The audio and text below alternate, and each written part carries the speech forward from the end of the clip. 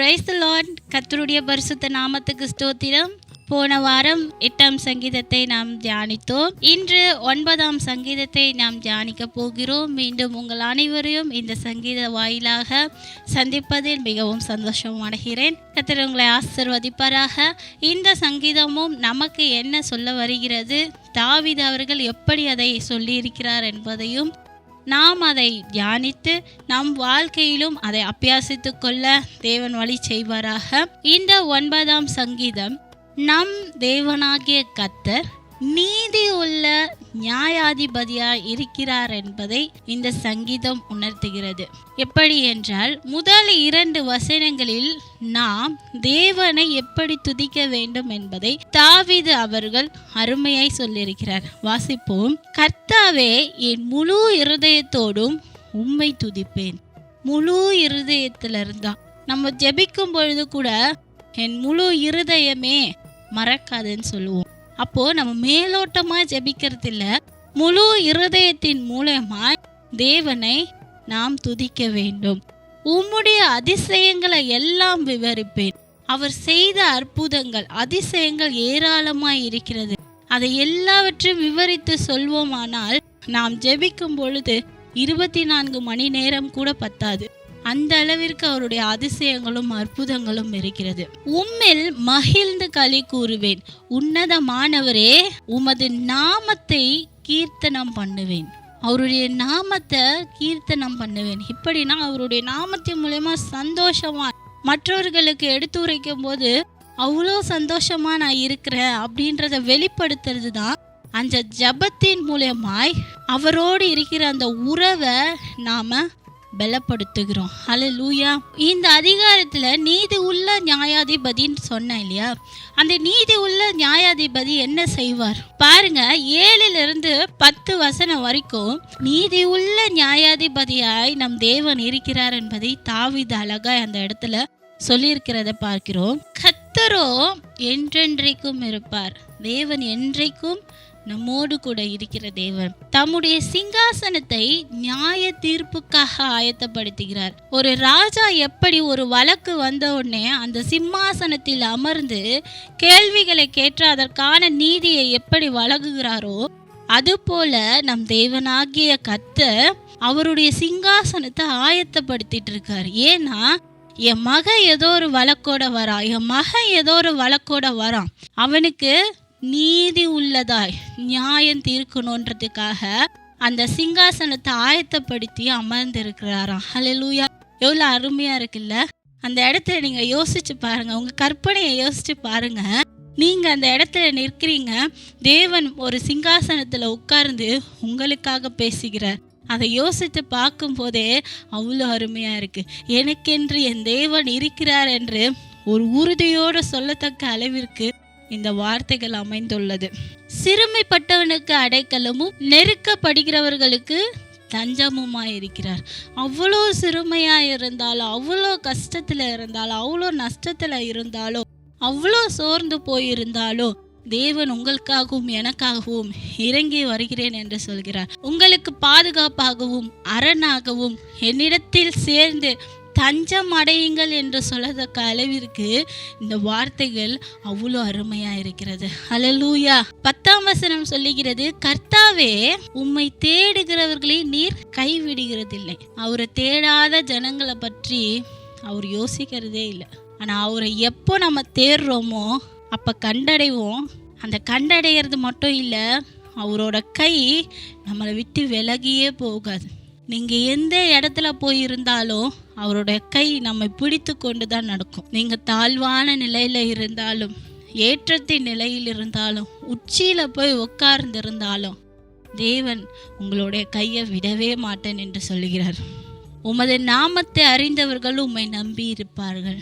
எவ்வளோ அருமல்ல? அவருடைய நாமத்தை அறிந்த நாம நம்மிடத்தில் இருக்கிற அந்த நம்பிக்கையை விட்டுறவே மாட்டோன்றத அவ்வளோ தைரியமா தாவீது சொல்லுகிறார். உங்களால சொல்ல முடியுமா? உம்முடைய நாமத்தை அறிந்த நான் என்னுடைய நம்பிக்கையை ஒருபோதும் விட மாட்டேன்னு உங்களால தைரியமா சொல்ல முடியுமா? அந்த வசனத்தின் மூலமாய் கர்த்தர் யார் என்பதை நமக்கு அருமையாய் விளக்குகிறது. தேவன் நமக்கு நீதி உள்ள சிங்காசனத்தில் இருந்து நமக்கு நியாயம் தீர்க்கிறார் என்பதை தெளிவுபடுத்துகிறது. நம்மளுடைய சத்துருக்களையும் நமக்கு எதிராய் வருகிற துர்மார்க்கரையும் எப்படி அவர் அழித்து போடுவார், எப்படி அவர்களுடைய குணம் மாறும் என்பதையும் அழகாய் 3-6 வரைக்கும் தேவன் சத்ருவை எப்படி ஜெயிக்கிறார் என்பதை தெளிவுபடுத்துகிறது. நீங்கள் வீட்டில் இருக்கும் பொழுது இந்த சங்கீதத்தை முழுமையாய் வாசித்து பாருங்கள். அருமையான வார்த்தைகளோடு உங்களுக்கு எதிராய் வருகிற எந்த பிரச்சனைகளாக இருந்தாலும், எந்த ஆயுதங்களாக இருந்தாலும், சத்ருவின் சேனைகளாக இருந்தாலும் அதை நிர்மூலமாகாமல் போகும் மட்டும் தேவன் நம்மோடு இருக்கிறார். ஹல்லேலூயா.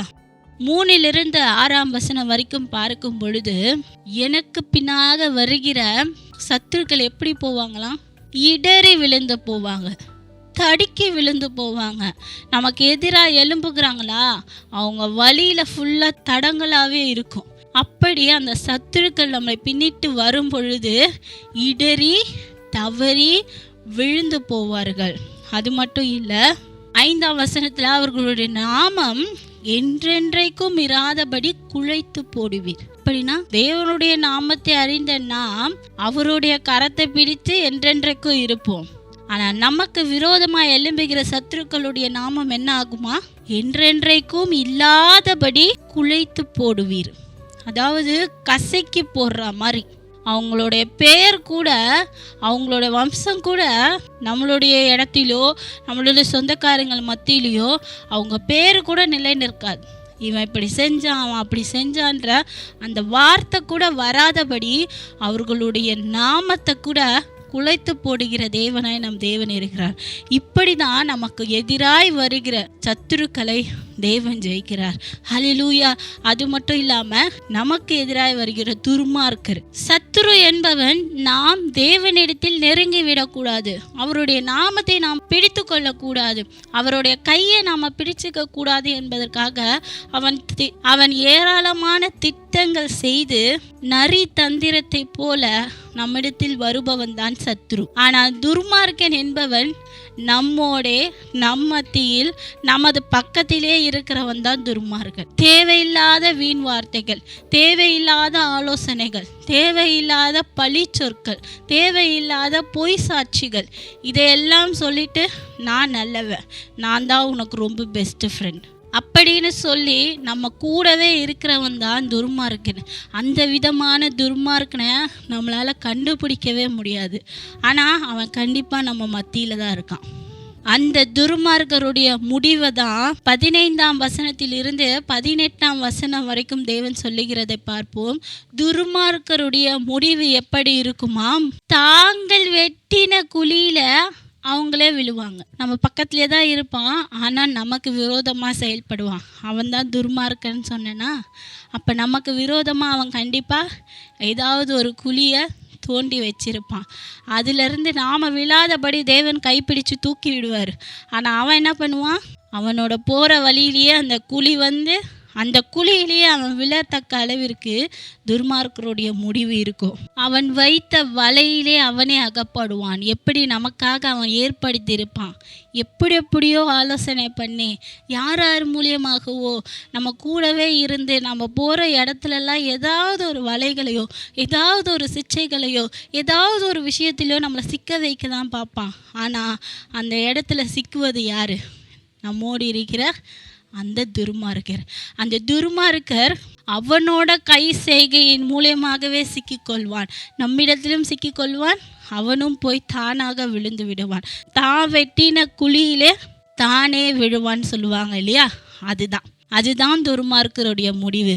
ஆனால் அது அவங்களா போய் விழருது. ஆனால் நம் தேவன் சொல்லுகிறார், அந்த மாதிரி செய்கிற துர்மார்க்கரை எங்க தள்ளுவன்னு சொல்றாரு தெரியுமா? 17 பாருங்க. துர்மார்க்கரும் தேவனை மறக்கிற எல்லா ஜாதிகளும் எங்க தள்ளப்படுவாங்க? நரகத்துக்கு தள்ளப்படுவாங்க. அந்த மாதிரியான காரியங்கள் செய்பவர்கள் யாராகிலும் இருந்தால் இன்று உங்களை தேவன் பார்த்து சொல்லுகிறார், நீங்கள் நரகத்திற்கு போய்விடாத படிக்கும், நீங்கள் வைத்த வலையிலே நீங்கள் சிக்கிக்கொள்ளாத படிக்கும் என் தேவனாகிய கர்த்தரை தேடுங்கள், அவருடைய நாமத்தை பற்றி கொள்ளுங்கள். அவர் உங்களை கைகளை பிடித்து என்றென்றைக்கும் விடாதபடி காத்து கொள்வார். ஹல்லேலூயா. எப்படி துர்மார்க்கருடைய முடிவும் பார்த்தோம், சத்ருக்கான முடிவையும் நம்ம பார்க்குறோம். இப்படியாய் இருக்கிற நீதிபதியாய் நம் தேவன் நமக்கு சிங்காசனத்தில் அமர்ந்திருக்கிறார். அப்போ அவர் மேலே இருக்கிற நம்பிக்கை நமக்கு ஒருபோதும் விட்டு போகக்கூடாது. யார் என்ன சொன்னாலும் என் தேவன் என்னோடு இருக்கிறார். ஹல்லேலூயா. அது மட்டும் இல்லாமல் கடைசியில் சொல்கிறாங்க பாருங்க, ஒரு ஜெபம் நியாயம் செய்ய வேண்டும். உனக்கு விரோதமாக எழும்புகிற எந்த விஷயங்களாக இருந்தாலும் தேவரீர் எனக்காக எழுந்தருளும், என் பலனை காத்துக்கொள்ளும். எனக்கு விரோதமாக எழும்புகிறவனுக்காக நான் ஜெபிக்கிறேன், எனக்கு நியாயம் தீருங்க, எனக்காக வழக்காடுங்கன்ட்டு ஒரு ஜெபத்தை நாம் செய்யணுமா? யார் நமக்கு துர்மார்க்கர் என்பது தெரியாது, யார் நமக்கு எதிராக வருகிற சத்துரு என்பது தெரியாது. ஆனால் ஒரே ஒரு ஜெபத்தால் அந்த இரண்டையும் நம்மளால் கண்டுபிடிக்கவும் முடியும். அதிலிருந்து நாம் ஜெயம் பெற்று தேவனோடு இணையவும் முடியும். அவர்களுடைய முடிவையும் நாம் காண முடியும். இந்த 9ஆம் சங்கீதத்தின் மூலமாய் தேவன் நமது சத்துருக்களையும் நமது கூட இருக்கிற துர்மார்க்கரையும் அழிப்பேன் என்பதை வாக்குறுதியாக கொடுத்திருக்கிறார்.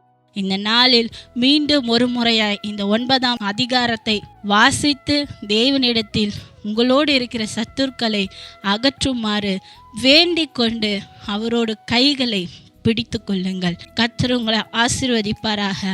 மீண்டும் அடுத்த வாரம் 10ஆம் சங்கீதத்துடன் உங்களை சந்திக்கிறேன்.